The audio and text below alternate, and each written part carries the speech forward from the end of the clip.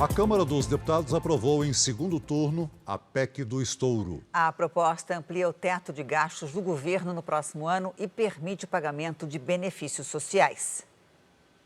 O líder do futuro governo Lula na Câmara, deputado José Guimarães, do PT do Ceará, chegou a acompanhar parte da votação da PEC do estouro ao lado de Arthur Lira, presidente da Casa do PP de Alagoas. O impacto da PEC do estouro nas contas públicas é de quase 200 bilhões de reais. O texto amplia o teto de gastos em 145 bilhões para o pagamento do Bolsa Família de R$ 600 por mês, mais 150 por criança de até 6 anos. Mas, de acordo com uma decisão do ministro do Supremo, Gilmar Mendes, o pagamento do Bolsa Família nem precisa estar dentro do teto de gastos. A proposta também permite até 23 bilhões para investimentos em infraestrutura fora da regra do teto e outros 24 bilhões do PIS/PASEP, que não foram sacados por trabalhadores e poderão ser usados para outras despesas, também furando o teto. Nós estamos acabando com o regime fiscal do nosso país. Nós estamos dando um cheque em branco ao governo do PT.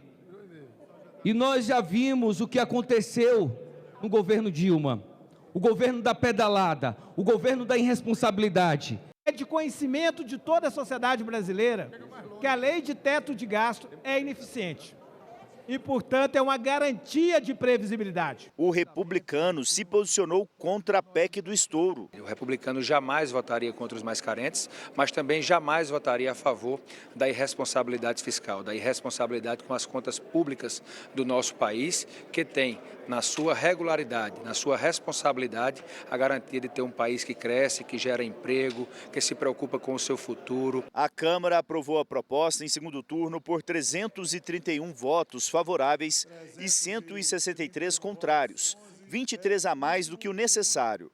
Os deputados alteraram o texto aprovado no Senado Federal e definiram que a PEC do estouro terá validade de 1 ano. Isso significa que em 2023, Lula terá que negociar mais uma vez a liberação de recursos com o Congresso.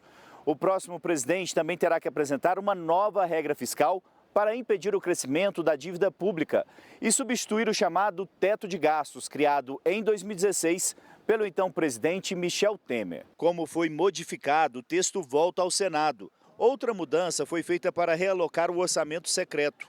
O relator geral poderá indicar gastos para políticas públicas em quase 10 bilhões de reais de emendas, consideradas inconstitucionais pelo Supremo Tribunal Federal. A outra metade vai para emendas individuais, que todo parlamentar tem direito.